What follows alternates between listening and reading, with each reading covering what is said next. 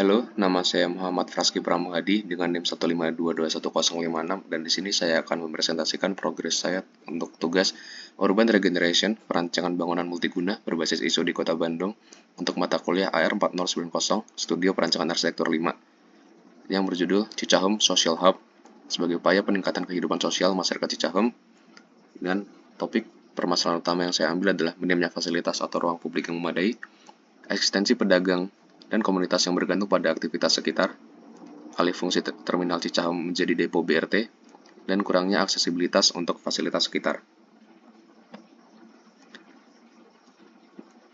Hal pertama yang akan saya bahas adalah konsep desain. Di sini saya membawa konsep utama yaitu adalah social hub yang dapat diturunkan ke dalam dua keyword, yaitu community gateway dan uplifting community.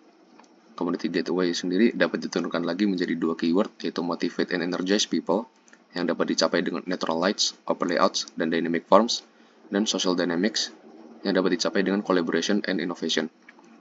Dan juga uplifting community yang dapat diturunkan ke dalam tiga keyword, yaitu elements of nature, social dynamics yang berfokus pada recreational, dan flexible and inviting space.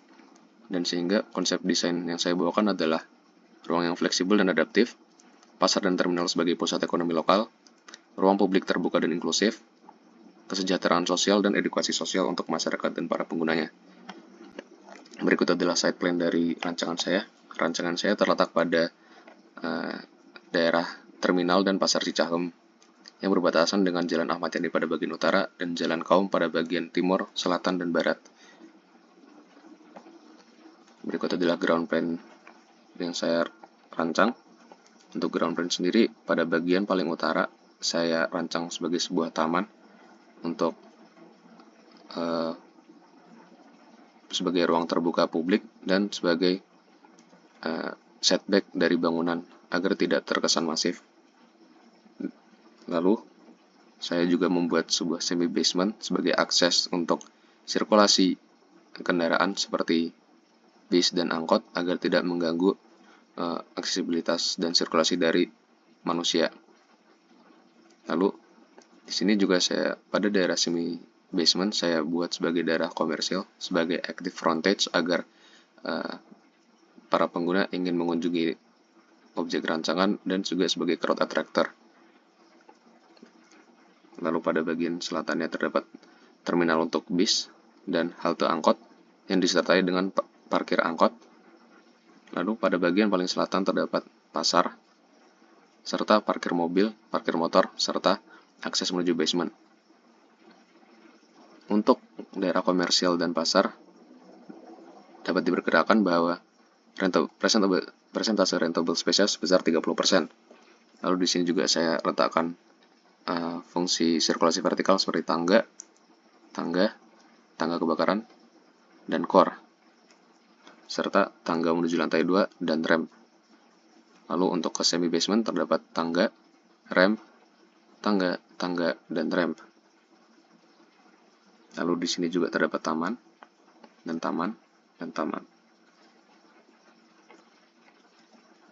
Lalu untuk lantai 2 sebagai objek utama dari rancangan saya dapat diisi penuh dengan aktivitas komersil dan pasar pada bagian selatannya, dan dengan persentase rentable space dari komersil dan pasar sekitar 30%.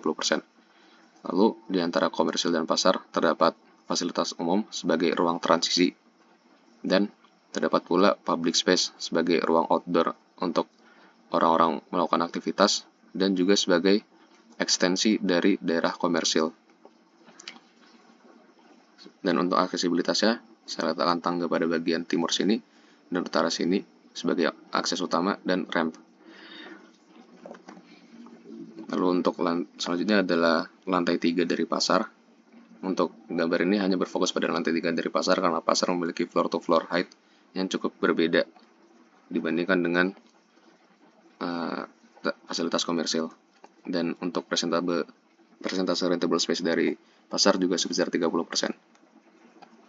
Lalu selanjutnya adalah lantai 3 yang diisi dengan fasilitas komersil serta food court yang ditransisikan dengan fasilitas umum dengan adanya public space sebagai ruang terbuka, dan extension untuk fungsi komersial dan food court. Lalu di sini juga ada void yang menerus hingga semi basement sebagai akses masuk cahaya ke semi basement yang ada di ground plan. Lalu pada lantai 4 ada dua fungsi yang diwadahi, yaitu adalah perpustakaan dan coworking space serta ruang serbaguna, yang mana kedua fungsi ini diletakkan sebagai upaya pemberdayaan dan edukasi masyarakat dan penggunanya.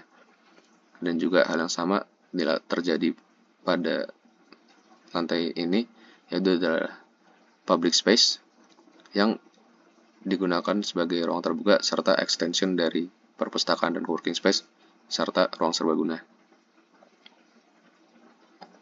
Lalu berikut adalah tipikal hunian Dina basement. Potongan A. Dalam potongan ini dapat dilihat bahwa floor to floor dari pasar cukup berbeda dibandingkan dengan floor to floor dari daerah komersil. Ini karena pasar memiliki kebutuhan dan skala ruang yang sangat berbeda dibandingkan dengan fungsi komersil yang terjadi karena perbedaan target user dan kenyamanan dari penggunanya. Selain itu, dapat dilihat juga bahwa objek rancangan memiliki tinggi maksimal 75 meter, yang mana ini cukup tinggi jika dibandingkan dengan bangunan-bangunan yang ada di sekitarnya. Lalu ada potongan B. Dapat dilihat bahwa semi basement turun sekitar 1,5 meter, yang mana ini juga digunakan sebagai akses sirkulasi untuk kendaraan. Lalu ada tampak utara, tampak barat, tampak selatan, tampak timur, dan isometri.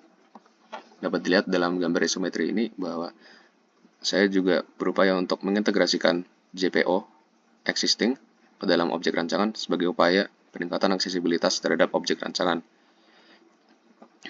Selain itu juga dapat dilihat bahwa objek rancangan memang sangatlah masif jika dibandingkan dengan blok-blok bangunan sekitarnya.